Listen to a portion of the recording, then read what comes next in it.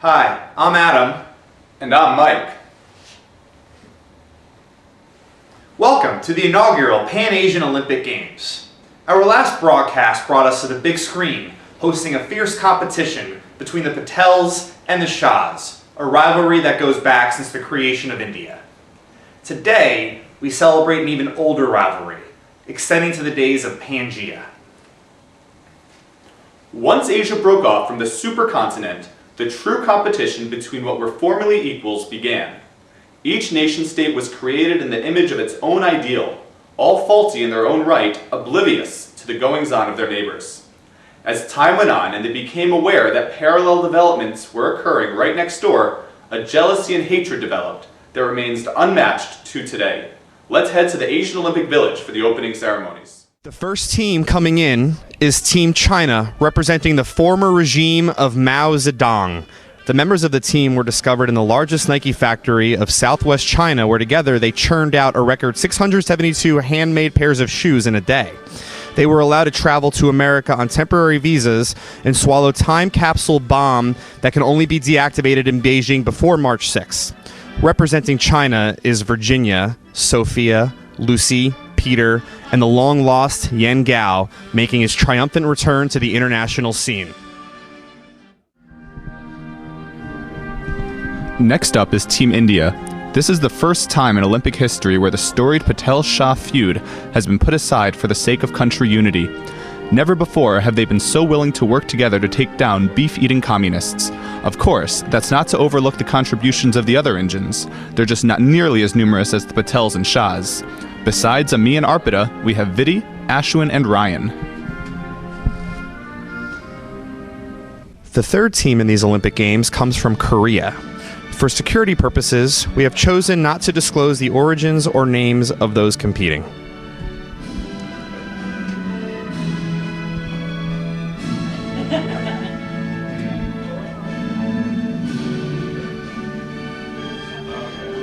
Last up is a team never before conceived of in an Olympic Games. Due to an overall inferior quality of Asian countries past the Big Three, an international coalition got together to choose representatives that were deemed worthy and potentially effective in otherwise an impossible competition. Though not fully comprehensive, an appropriate representation of Asia is here, with members from Vietnam, Thailand, Sri Lanka, the Philippines, and one of the stands. Because of the unusual nature of this team's composition, translators have been provided and directly inserted into their throats for communication purposes. From the rest of Asia, we have Steve, Melissa, Nalani, Anjali, and Ali. Our first event is hosted by Team China, and is actually our main event, or should I say, our low main event. While neither the IOC or the IFOCE have technically legitimized this competition, it is still a staple of any global rivalry. Each team must finish its share of 5 pounds of lo mein using chopsticks and their hopefully bottomless stomachs. Winner receives 25 golden yuan, with 1 fewer yuan for every 5 seconds longer it takes.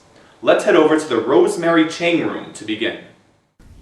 On your marks, get set, go! And they're off. Lo mein event is going strong. We see Team Asia over there going in, digging in deep. They're really trying to shove in that lo mein into their mouths. They really want to eat this tough. It's not a good meal. Moving around to Team China. This is their host event. They're used to this sort of stuff. They eat it on a daily basis. They go to the lo mein patties out in Western China. They are actually really used to this sort of cuisine. See over at Team India, they are very uncomfortable using chopsticks. They are particularly fond of curry and dance. You see the looks of unease on their faces, especially as we pan over to Korea. We see Moon is standing up, kind of see how everyone else is doing. I think Korea is actually very used to this sort of event as well. The young individual in the middle certainly doing quite well, being able to maneuver the chopsticks and manipulate them as we continue to move around. We see Team India here standing up, feeding each other. That's always cute. Back over to Asia. Asia, they've seemed to put a dent in what they've been doing. Asia, of course, they're the weak competition, the underdogs in this whole day. We see China and Korea. They're just about done here. Korea finishes first. Korea's first. China's just about done. China's done next. And now we have to wait for Team India and Team Asia. Team India and Team Asia are left. We see that India really is starting to dig in deep. India, when Team Asia is actually running away from the food competition, but India is just about done. They're doing pretty well. Ashwin just finishing up. They got 1 bite left. They're just about good. And if they can just, Ashwin and Ryan can finish that last bite, they're good. And I think we're just left with Asia. We're going to do a mercy rule for Team Asia. They put up a noble effort, but albeit it was a little too little. All right, and that's it for the lo mein event. Now, Team China was expected to win. How were you feeling during this big upset? 꼭 이겨야 된다고 생각했었고요. 중국은 너무 큰 나라지만 너무 사람들만 많고 우리 한국들이 위대하다고 생각합니다. Did you and your team prepare for this? 준비는 뭐 특별히 준비한 건 하나도 없고요. 그냥 아침 안 먹고 어제 저녁 좀 적게 먹고 그렇게 했습니다. Thanks, Jill. And Young, for whatever you said. Following the low main event, Team Korea has taken a quick lead with 25 yuan, with China close on its heels at 24. India pulled in not too far behind, earning 21 yuan, and Asia was mercy ruled, earning the minimum of 10 yuan. They really need to pull it together for the remaining events to even stand a chance. I agree, Adam. Before we move on to our second event, we have some breaking news involving a change in the team composition of Team India. Apparently, after the last event, Amish Shah and Arpita Patel got into an extensive and violent shouting match over their long-running feud concerning a cow and property rights. Due to these circumstances beyond the Olympics' control, Team India shall play the rest of the games without a Shah representative, though they will be penalized accordingly to maintain an even playing field. It is truly unfortunate that these individuals were unable to put their differences aside for one glorious moment for their country. A real shanda. This next event is hosted by Team Asia and is an Asian fusion silent library hosted in the Stephen A. Modica Memorial Library. Each round will entail a team member enduring or subjecting others to some form of cruel and unusual punishment. Points will be awarded in the home country's currency based on overall performance, noise level, and general Asian professionalism. And now, to the Stephen Modica Memorial Library.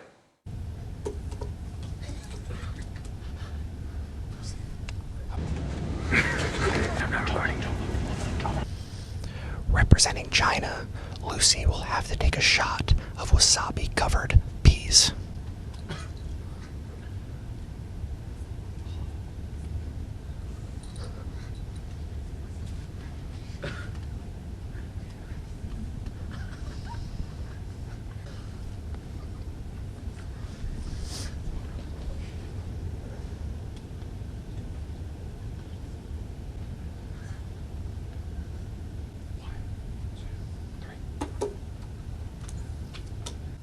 Vidi, representing Team India, will have to endure a game of slaps against Mike, the Bear Jew Gross. Vidi will be on top, and the Bear Jew will be on the bottom.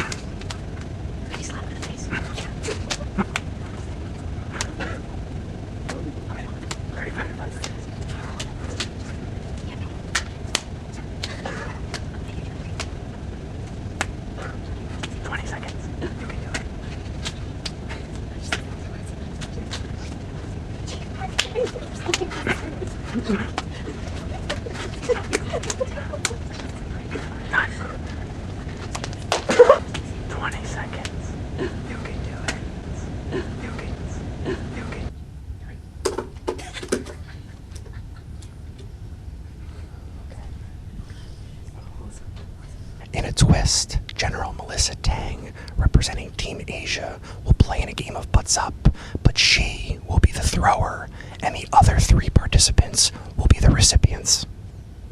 To butts up.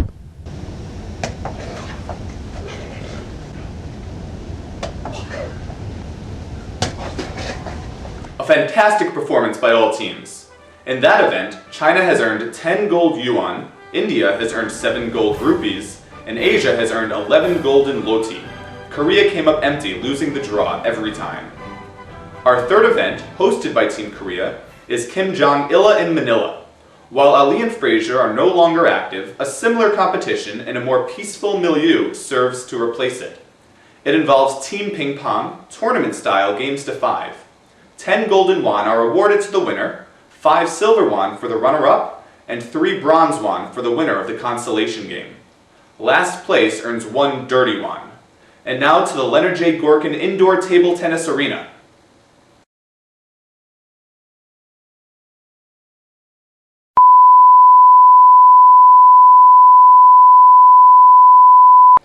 that was some intense table tennis played by all. In the end, the results speak for themselves, with Team Korea taking home the 10 golden won, India with the 5 silver, China the 3 bronze, and Asia with 1 dirty won. Lastly is the legendary Hurry to the Curry, hosted by a tried and true athletic team from India.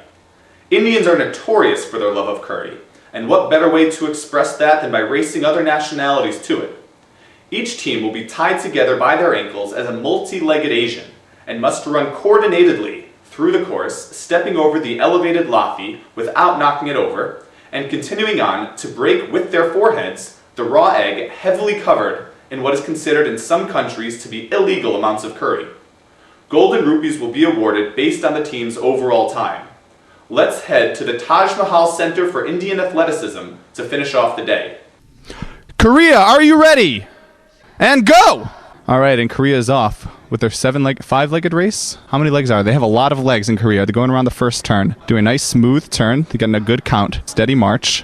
They got the 1-2s down. I think they got their countdown. They're doing really well. They're going around for the second turn. They're doing a great job so far. They just got to go on the second turn. The next problem is the broom. They got to be able to go over the broom perpendicularly to the broom. First person over, they got the first set of legs over. All right, so now it's time for the second set of legs. Halfway there. All right, they got the next leg. Next set of legs just got to go over. Uh-oh, they started a little early. All right, let's see if they got it. They got it. One more. Okay, this is the last set of legs. They just got to go a little bit further. Finish the broom. Okay, the last person. Now they just got to break the eggs. Still got the 1-2 count going on. They're getting close. They just got to get down. They got to break the eggs. They got to break the eggs. And once they're all covered, and they're done! Are you ready? And go! All right, and Asia's off to a fast start. Though politically they may not be able to work together. When their legs are tied together, they can walk well. First turn, fast turn. They seem to be really coordinated. They do have a bit of a language barrier, but they do seem to be doing okay. They seem to understand through body language rather than the spoken word. Now they're coming up to the broom. They finished this here. Now they just got to get over each step of the broom, one at a time. All right, first person's over. 1.5 people. All right, we're up to 2.5 people. We're almost there. We got a short Sri Lankan coming up, and we're coming up to the last person. It's from our Vietnamese fellow, and now they're going to go to the eggs. They're walking over. As they get closer, they're getting down. And they have to brush. And time. China, are you ready? And go! And China is off. Now they are used to uniform marching. You can tell they have some military in them. Our special guest Yen has just recently come back from his return to his native home, where he was involved in many intensive marches where actually it turned out his leg was tied with other people. And they're right up to the broom. They know the exact deal, what they got to do. They saw how it's been done twice, and they can just go one after another, leg after leg. Be very careful. Up to the last person. Oh, and there he's over, and now all they got to do is break the eggs. Oh, and they're getting ready. Oh, see, look at that. Time. And go! And they're off. They really like the curry. They want it so badly right now. They're like curry specialists. So they literally know how to hurry to the curry. And they have been working on this event for a long time. This has been their lifelong training. All they ever have done with their lives is go towards curry in order to try to get some to eat. I don't know how much experience they have with brooms. India is not known for having a lot of places to sweep. But they've made it over. Now they have to break the eggs. They first have their first 4. And Ryan Chadha has face planted into the egg to get to that 5th egg. I'm here with Team China following the Hurry to the Curry event. You guys were a little slow out of the gate. How'd you make up for that? Well, I mean, ever since I quit med school, this was all I could think about. I mean, the other teams were kind of at a disadvantage. You guys had schoolwork and everything, but 24/7, this is what I live for. This is what I do. So how did you prepare? Well, ancient Chinese secrets. I can't really tell you, I'm sorry. But it was hardcore. It's very hardcore. As a representative of China, how do you feel about the rest of Asia? I mean, I absolutely feel that we have the best team. We're the best team today. We're the best team forever. That's how I feel. Okay. Thanks a lot, guys. Congratulations on a great game. Back to you, Mike and Adam.